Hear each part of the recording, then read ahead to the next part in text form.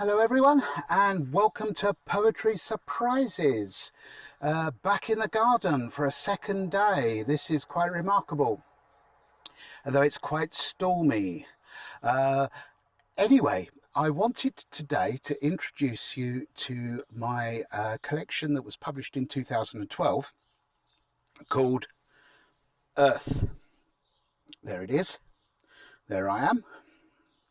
And I'm going to read you a couple of poems from this, but first I thought I'd just tell you why it's called Earth, because it's obviously the planet, as you can see on the front cover, but it was written at a time when I was doing a lot of travelling. So you'll find in this collection poems that come from North America, Canada, Central Africa, China, well, lots of places, Middle East, across Europe in general. So that was one reason. But there was another reason why I wanted to call it Earth, and that was because it encapsulates the process of earthing, of discharging energy into the planet. And so despite all this movement, there's also a sense of need for grounding. So I think that's another reason it was called Earth. And there is a third reason, because around about this time, there were so many new planets, exoplanets being discovered. And it kind of raised a big question about the whole nature of Earth. There we were once upon a time thinking we were unique, and gradually we've become more and more peripheral, more and more accidental, but more and more exciting in the same process, because we're learning about the universe around us to a depth and degree that we could never have imagined even 100 years ago. So the first poem I'm going to read, in ironic contrast to everything I've just said, starts just behind me. And it relates to the pond, which you've seen in other videos, because many years ago the pond decided to kind of decline into a trickle and then an empty basin, and it was a sad state of affairs that required me to repair the pump, which was obviously leaking. So I took the pump out and I started doing the rather monotonous task of disassembling it and checking all the parts and putting it back together again. Okay, that all seems fine, but when you're doing monotonous tasks, your imagination visits the most remarkable places. And suddenly I remembered Nafplio. Now, Nafplio is the one-time capital of Greece, and it is on a bay that overlooks magnificent mountains of the Argolid and the Peloponnesus on to the west. And it's a lovely ancient old world 19th century elegance to the town, but rather run down now. But this amazing experience happened, and suddenly, whilst being in the boring throes of cleaning out a pump in the pond, I remembered Nafplio, and this is what really fascinated me about it. And it came with all the great Greekness of the gods and myths rushing in to visit me. So this is Hour in Nafplio. Replacing an ultraviolet bulb in the pump that cleans the water in the pond, I remove the third screw and washer that secures the phalange on the underside of the upper armature, and remember Nafplio.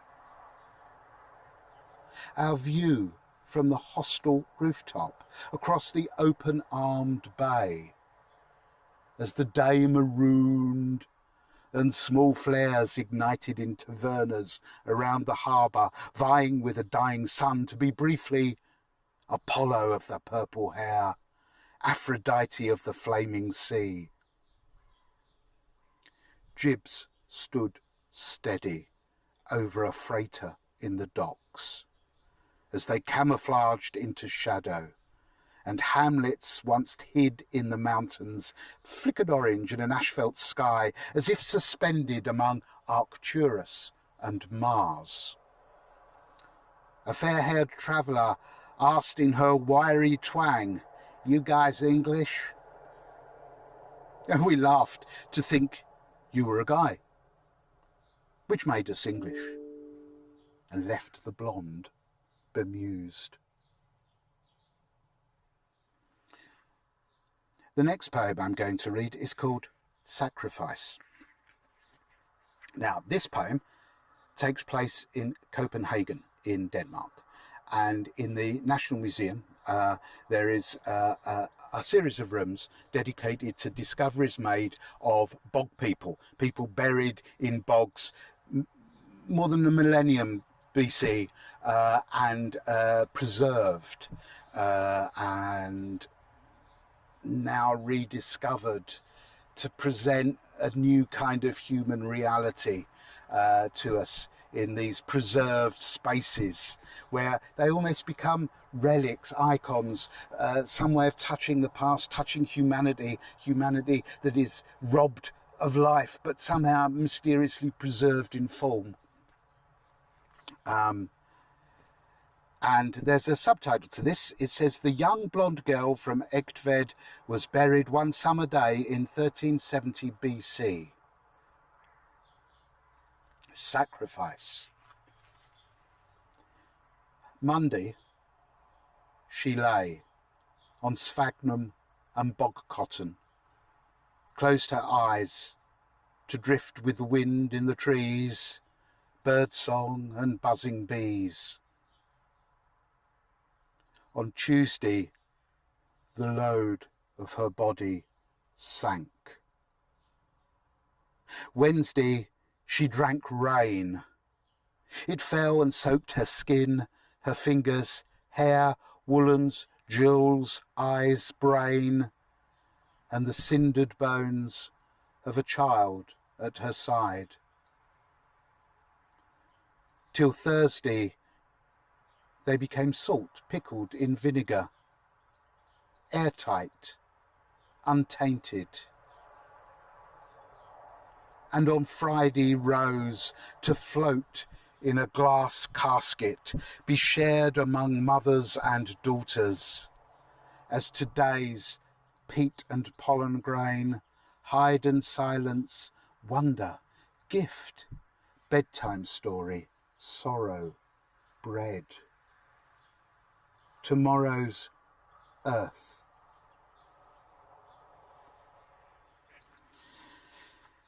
Now, many of the poems in this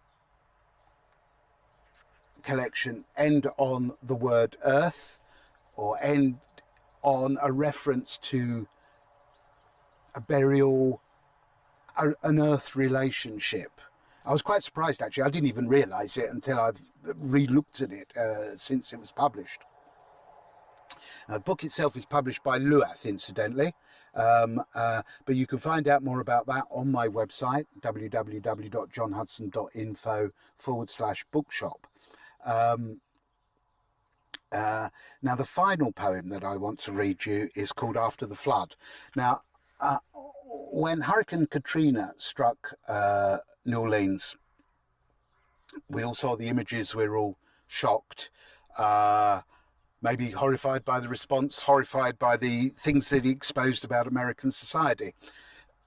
I had the good or bad fortune, whatever, to be one of the first people to visit in some kind of work capacity New Orleans after the flood.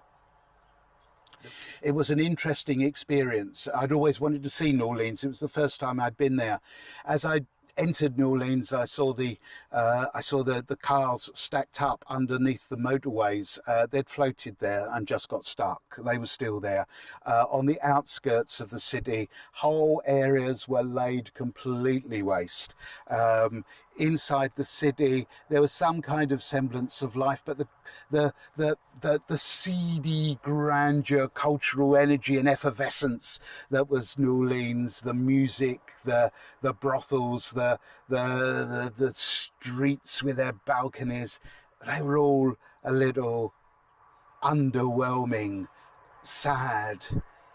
And as I stayed for several days, I noticed that everybody was doing a job that they didn't know how to do, because the people who would be doing that job normally were dead. After the flood, New Orleans, June 2006. By the window, I dry off. Laid naked below, Big Easy awaits another storm. Blue lights strafe Canal Street with strip-joint candour. Police raise cordons. Hookers decorate doorways. A scuffle, arrest. Today, my laundry went AWOL, and the waitress played hangman with knives and spoons. On a tour, the bus driver got lost as a guy in a grey suit recited from the guidebook about desire. And we counted Chevys stacked under a turnpike bridge. I try on my new shirt from Banana Republic. As I button up, flickers of crazy voltage scorch the freeway. Rain like smashed eggs punches the glass. Decatur empties. Streetcars stop. I head for the elevator. Take the stairs.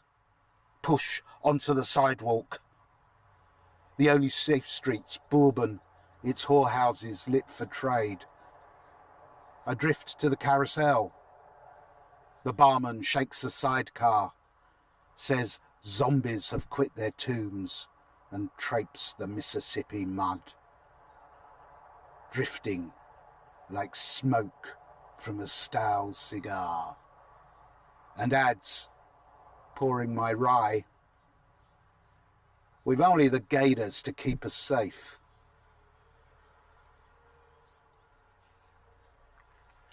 Well, hope you enjoyed those 3 poems from Earth. Please subscribe to my poetry channel. Please visit my website and discover more about my books. In the meantime, I'll be back very soon. Bye for now.